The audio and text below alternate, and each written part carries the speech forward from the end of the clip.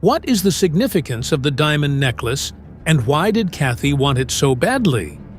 What is Cathy's motivation for revealing Alex's true identity? When he saw Cathy, Alex was speechless. Why did he bump into her everywhere he went? He and Debbie tried to change seats, but they found that all the other seats were already occupied. They had no choice but to sit with Cathy. Debbie gently grabbed Alex's arm. She was still a little afraid of Cathy, so Alex comforted her in a soft voice. Seeing the two of them being so intimate, Cathy felt even more annoyed. In the back of her mind, she thought that even though she dumped Alex, he would still put her first. He shouldn't be all over this other woman in front of her. "How did you two get in? This isn't the sort of place that would let you in," Cathy asked aggressively. "You think you can steal Mr. Morgan's money and then get yourself invited to a banquet? You think it's that easy?" Billy asked sarcastically. "I think you're planning something else. Alex, what rich guy are you targeting now?" Alex tried to ignore these two bullies. He didn't even look at them and only whispered to Debbie. But Cathy continued. "Oh, these losers snuck in. I'm going to tell everyone. I'll tell the host about it right now and have them kicked out." She was about to stand up, but Billy stopped her. They had only managed to get invited because of Cathy's connections, so he didn't want attention drawn to him. When the others at the table heard Cathy shouting at Alex and Debbie, they asked her why she hated them so much. She replied, "You're too funny. Why shouldn't I bear a grudge with someone like him?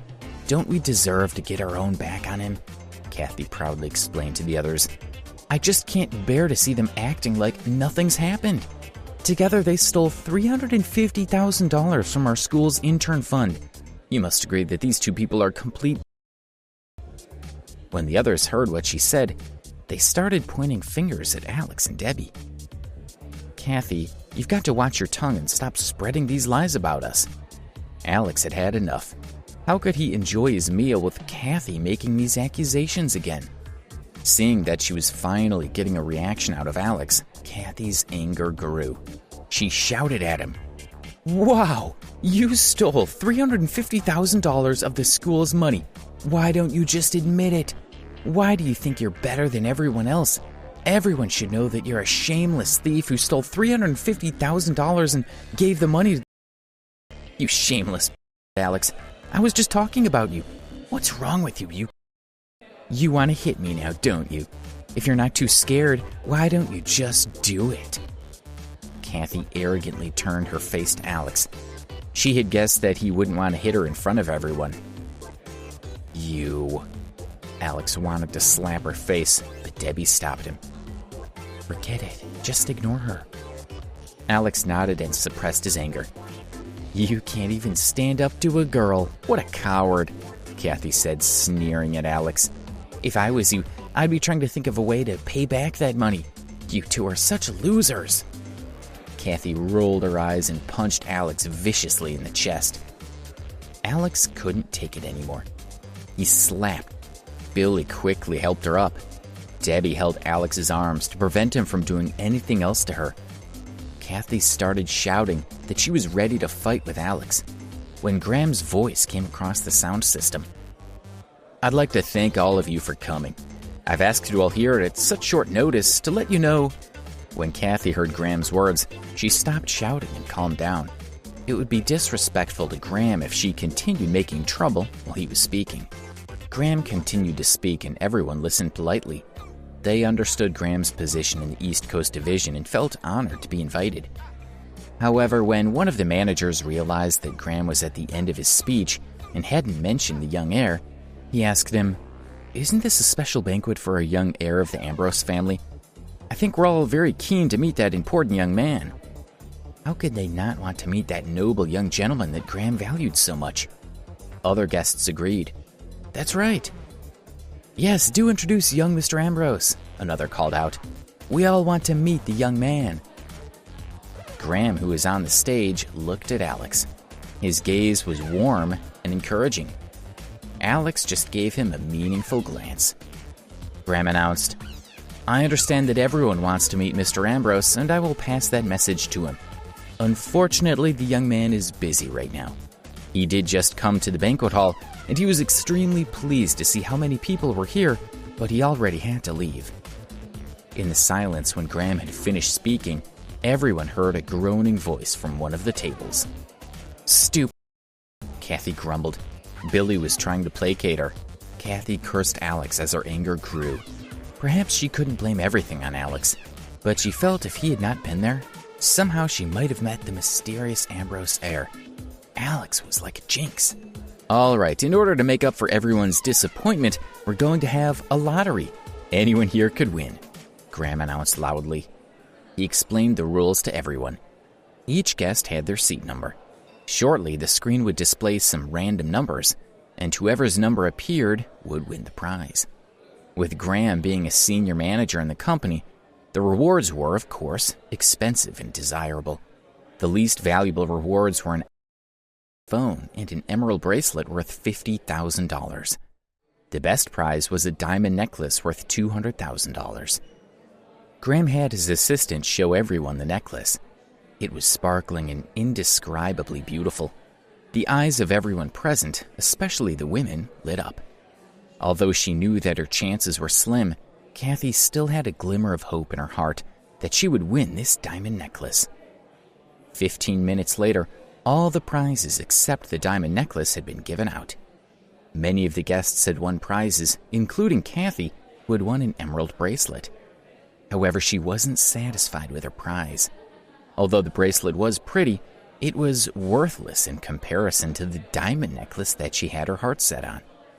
However, when she looked at Alex and Debbie, who hadn't won anything at all, she felt much better. She fiddled with the emerald bracelet on her arm and nonchalantly said, "This bracelet is really beautiful. I'm sure people will be jealous." Debbie looked at Alex. He smiled and comforted her. "It's all right. That bracelet looks like it belongs to an old spinster." "You?" Cathy choked on Alex's words. She looked at the bracelet and thought that it did look like an old lady's bracelet. She took it off. On the screen, they were already drawing the final prize. The numbers were rolling onto the screen. 7. The first number came out.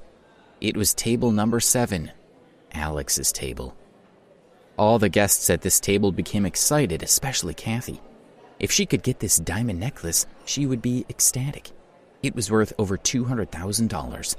Plus, then she would have won 2 prizes, and when she came on stage, she would hint to her boss that she was a lucky charm who could help the company make a fortune. Just as Cathy's imagination was running away with her, the second number appeared. 1. At the same time, the third number began to scroll. There were 12 people at each table, and the second number was 1, which meant that the winner would either be 10, 11, or 12. Alex was 10, Billy was 11, Cathy was 12. Cathy's excitement increased. She felt the shining necklace beckoning to her, and she saw that all eyes were focused on the 3 of them. "It's me, it's me, it's me," Cathy muttered under her breath, as if she was trying to control the numbers with her mind. But on the outside, she pretended not to care, because she knew that everyone was looking at her. The numbers started to slow down and Cathy's hands were entwined. The numbers were getting slower and slower. 2. It was Cathy. She stood up excitedly. Billy also stood up. The 2 of them embraced. After hugging for a while, Cathy wanted to say a few polite words to the other guests. But then her eyes were pulled to the big screen again. To her horror, the number didn't stop there, but it continued to scroll. The 2 disappeared and a 0 appeared. Cathy's heart plunged. "It's Alex's fault," she thought. "Why did the numbers change again?" One more time, Cathy urged under her breath. If the number jumped to 1, Billy would win the prize. "He'll give the diamond necklace to me," Cathy thought joyfully. However, the numbers on the screen did not scroll. They clearly showed 710, which was Alex's seat number. Cathy's heart turned to stone. Alex had won the prize. She looked at Alex slowly with a gaze full of hatred. She wanted to kill him. Billy pulled Cathy to her seat. He felt ashamed of her behavior. Of course, Alex was now the center of attention. Graham smiled happily and said to Alex, "This young man has all the luck. Please come on stage to receive your prize now." The others looked at Alex with envy. Alex guessed that Graham was probably responsible, but he could only smile. Since he had already won the prize, so be it. He had not given Debbie anything really impressive yet, and this diamond necklace was stunning. "Come on, let's go over." Alex held Debbie's hand, and they walked toward the stage. Cathy's eyes were filled with a cold gleam. She should be the one walking toward the stage. She was sure that the two of them had somehow changed the numbers and stolen their diamond necklace. "Nice to meet you, young man. Congratulations." Graham shook Alex's hand and smiled. Alex also noticed a hint of flattery in his eyes. Graham prepared to give Alex the diamond necklace. "Mr. Sterling, you haven't introduced this handsome guy to us yet," a confident woman said from her seat in a loud voice. The other guests also started to call out to him. Said Graham, knowing that Alex wanted to keep a low profile. He glanced at Alex, who was looking at him calmly, waiting to see what he would do. Graham had an idea and announced to the guests, "This is Adam Childs. Adam is young and has certainly had good luck today." Luckily, Graham remembered the name that Alex had used when he had arrived. When he saw Alex relax, he felt relieved. Graham was about to give Alex the diamond necklace. "Adam Childs? You liar!" Cathy shouted as she stood up and looked at him with a cold glare. "Don't believe him. He's not Adam Childs. His name is Alex, and he's a stinking loser from Preston University. And he's the thief who stole $350,000 from the school." How will the guests react to Cathy's accusation against Alex? Will Graham intervene to protect Alex's reputation? How will Alex and Debbie handle the situation? Please subscribe to the Pocket FM YouTube channel and press the bell icon for instant notification. Check out our channel for more such exciting shows.